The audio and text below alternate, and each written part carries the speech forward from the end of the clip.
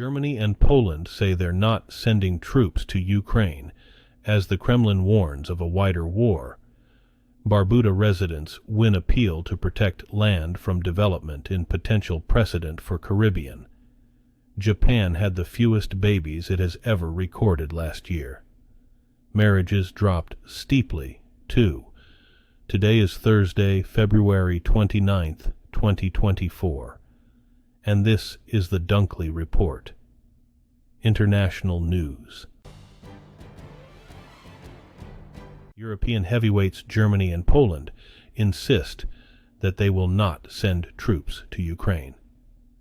That's after reports said some Western countries may be considering sending ground troops.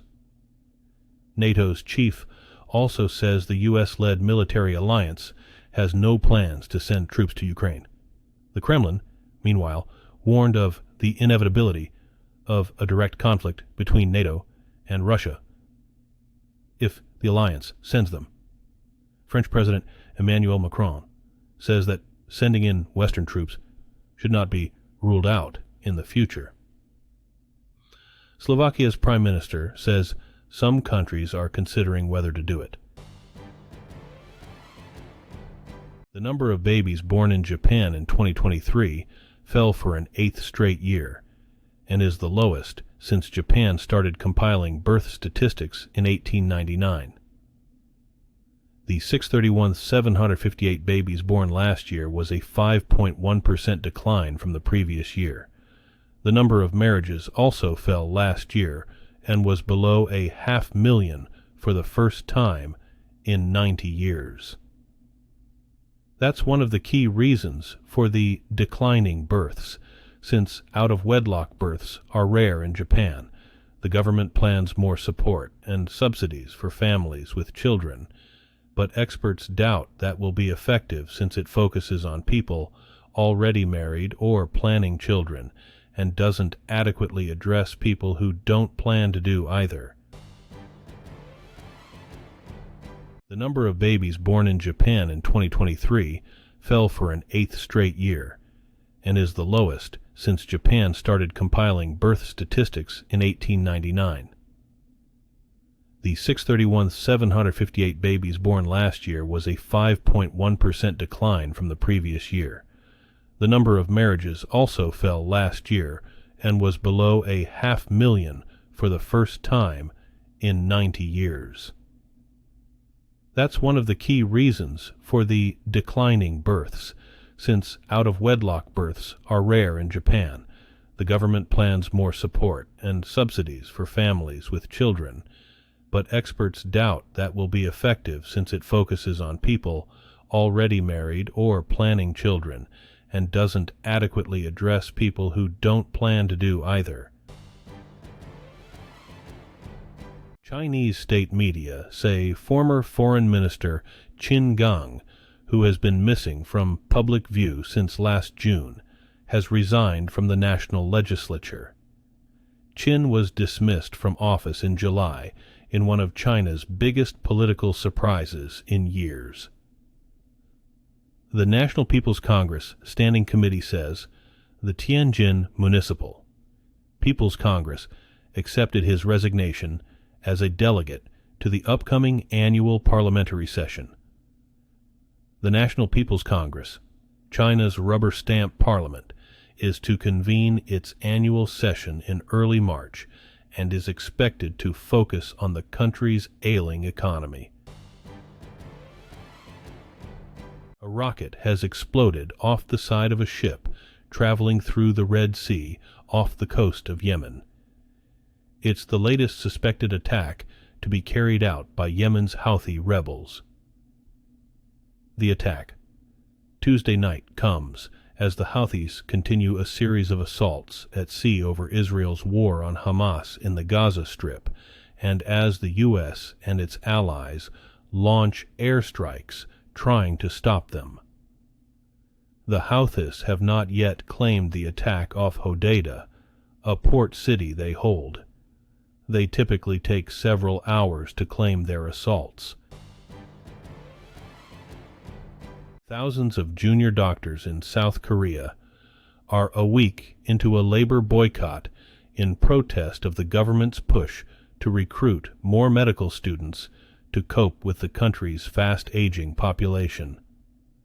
The strikes have already led to a number of operations being canceled. In some major hospitals, junior doctors account for about 30% to 40% of the total doctors. They often deal with inpatients and assist senior doctors during surgeries. The government has warned the medical interns and residents they have until Thursday to return to work, or face license suspensions and prosecutions.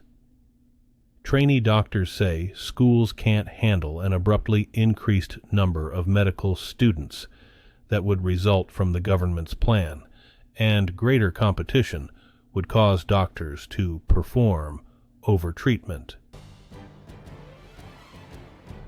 Italian Foreign Minister Antonio Tajani was on hand Tuesday for the arrival in Rome of an Italian family of 3 just hours after their release from 2 years of captivity in the African nation of Mali.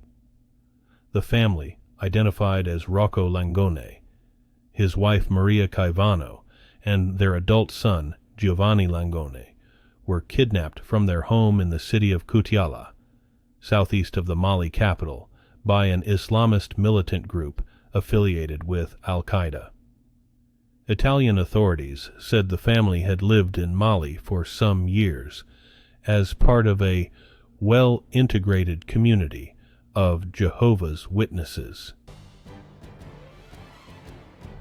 Israel and Hamas played down chances of an imminent breakthrough in talks for a ceasefire in Gaza. Their comments followed remarks by U.S. President Joe Biden, who said Israel has agreed to pause its offensive during the Muslim holy month of Ramadan if a deal is reached to release some hostages held by the militants. The president's remarks came on the eve of the Michigan primary, where he faces pressure from the state's large Arab-American population over his staunch support for Israel's offensive. Biden said his comments reflected his optimism for a deal, not that all the remaining hurdles had been overcome. Ukrainian President Volodymyr Zelensky has arrived to Saudi Arabia and met the kingdom's powerful crown prince to push for a peace plan and the return of prisoners of war from Russia. Zelensky's trip Tuesday comes as Saudi Crown Prince Mohammed bin Salman has sought to position himself as a potential mediator to end the war between Ukraine and Russia. That's even as Riyadh remains closely aligned with Russia on energy policies through the OPEC Plus group of countries. Zelensky's trip came as Kyiv's forces are being pushed back in eastern Ukraine. Russia has gained the initiative due to its big advantage in troop numbers and weapon supplies, military analysts say, as Kyiv waits for news of new provisions from its Western partners. The European Union is on the brink of approving a major plan to fight climate change and better protect nature in the 27-nation bloc after protests from farmers and opposition from the biggest party in Parliament led it to be diluted. The plan is a key part of the EU's European Green Deal that seeks to establish the world's most ambitious climate and biodiversity targets and make the bloc the global point of reference on all climate issues. A watered-down version of the Nature Restoration Plan will proceed to a final vote by the EU member states, where it is expected to survive. Thank you for joining us here at the Dunkley Report, International News.